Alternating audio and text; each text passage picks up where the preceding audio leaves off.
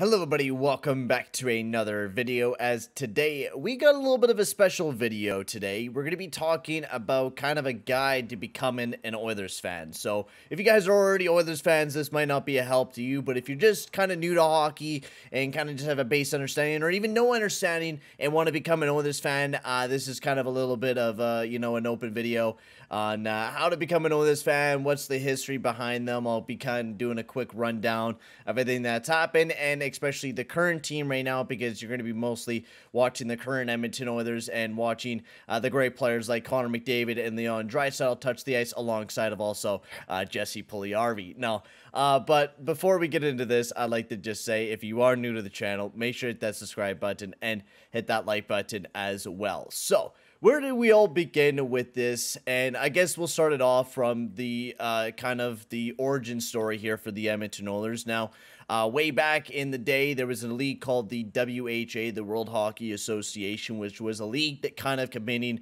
with the NHL way back in the day, where they got like big players like Gordie Howe in it. Brett Hall went to the league, some big known players at the time, and well, the Edmonton Oilers were in that league. Of course, when the WHA had some money problems and weren't able to stay together, the Edmonton Oilers merged over to the NHL. Now, when you merged over to the NHL, you kind of lost your entire team that you did have in the WHA. It was kind of like a punishment for having a team in that league.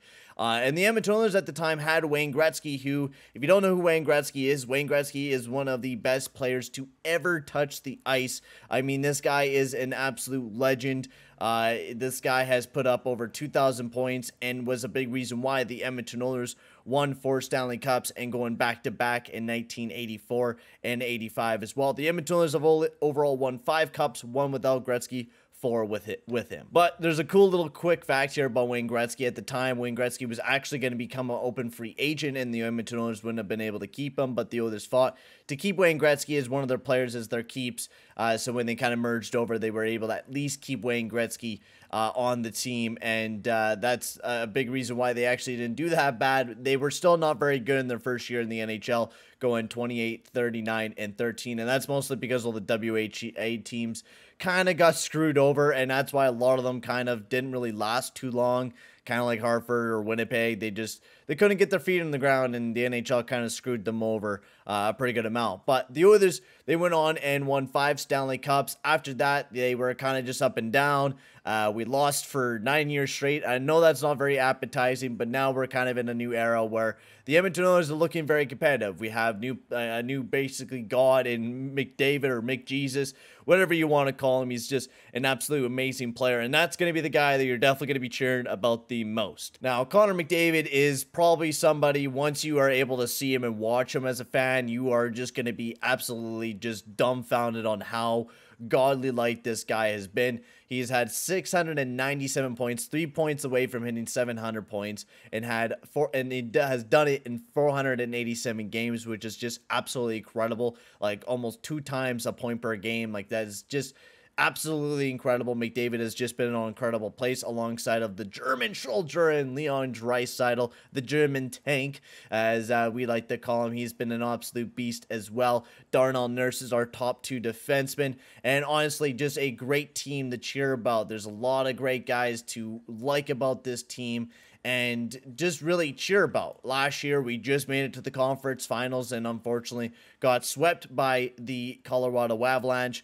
But there's some great people to cheer about on this team, whether you like Jesse Puljujarvi and the goofiness of him, or the grittiness with Zach Hyman and Vander Kane, or the young guy himself and Nuge, who has never aged an absolute minute. He's been 18 years old ever since he came into the NHL. He's 28, but he looks like he's 18. And you got so many other great guys. And then you got the great tandem of Soup and Stew as well, with Jack Campbell and Stuart Skinner. So, instead of me talking about the great guys that we have on this team, let's talk about the rivalries, get down to the nitty gritty. Who are the rivals that the Edmonton Oilers got to go up against on a daily basis? What is your, matinee matches that you're going to be watching over? So, I'll kind of give a brief, description on a lot of the rivalries. Now, Calgary. Calgary is going to be the most hated team you're ever going to fucking hate if you're an Edmonton Oilers fan. Reason why? Well, they are in the same province, and it's in, of course, if you're in America, provinces, little areas in Canada, kind of like the states in America. We got the provinces here in Canada, and Edmonton and Calgary share one in Alberta. And do they not ever like each other? Edmonton is the big brother, as they came first in the NHL. Calgary came a little bit afterwards. And throughout their history, Edmonton has mostly dominated. Calgary near, the 2000s have dominated majority of the time, even though we did kick their ass in the second round this past year. But yeah, that's going to be your biggest rival. You're definitely not going to like them half the time. Some of their fans are okay, just some of them. Otherwise, some other big rivalries, Vancouver, that's mostly because of, also, you're not that far away from Vancouver, but they're not the biggest rivalry. You don't really need to worry about them. The Anaheim Ducks. The Anaheim Ducks, we don't really need to talk about them. They costed us a second-round finish.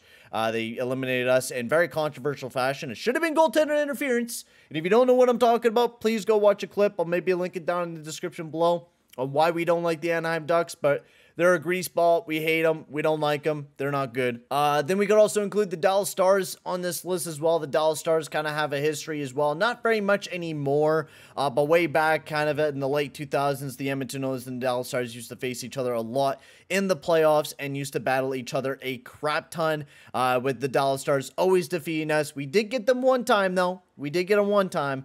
But the Dallas Stars is also a team that is kind of one of our rivals as well. Not one of the biggest rivals compared to what we have in the Calgary Flames. And then some other kind of notable teams, the Jets as well. They used to be kind of pushed around by us back in the day as well when Dale Howard-Chuck used to play for the Winnipeg Jets. The Edmonton Oilers absolutely bullied the Jets as well. The Kings could be added to that list as well since we traded Wayne Gretzky to the LA Kings in a very, very controversial trade as well. But that's kind of the gist of becoming an Oilers fan. There's a lot to love with this team, but there's also a lot to hate about this team. So when you become a fan, you're going to be having a love-hate relationship with this team without a doubt. But I think that's just with most sports teams.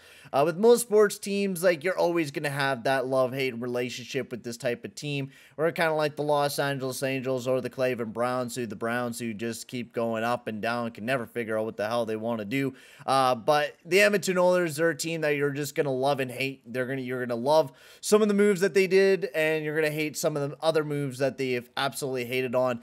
And promise, I've been covering this team for a long time, been doing videos over 3 years and been loving this team since they came out of the womb. And this team has been driving me nuts ever since I came out of the womb, because this team has just been an absolute gong show. But there's some been really great, entertaining years, like the one year where we went to the Stanley Cup Finals and unfortunately lost to the Carolina Hurricanes, where we had that great year with Chris Pronger and also the legend Ryan Smith as well. You're going to be hearing that name a lot as well, because Ryan Smith is a known legend around the area as well. I mean, I could go all day about known legends for the Edmonton Oilers. I would definitely search up Ryan Smith. He's just an absolute beauty. Was a big symbol for the city of Edmonton, and he just absolutely loved playing for the Edmonton Oilers as well, and was a Berta boy as well. But you're really going to be cheering for McDavid, Draisaitl, and just about everybody on this team. There's a lot of guys to like on this team. But tell me, guys, in the comment section below if you guys like this type of video, if you guys want me to do them on other teams, on why you should like that certain team, or kind of a guide into them. I kind of like doing this, honestly, because I'm a kind of an encyclopedia book. I know a lot about the Oilers past, and I love talking about their, their past moves and all that sort of stuff. So if you guys kind of want to see more of these videos, remember where I talk about past trades and stuff like that, let me know in the comment section below. But for right now, guys, sorry for my camera cutting me off there, but thank you very much for watching, guys, and I'll see you guys all in the next one. Adios, amigos.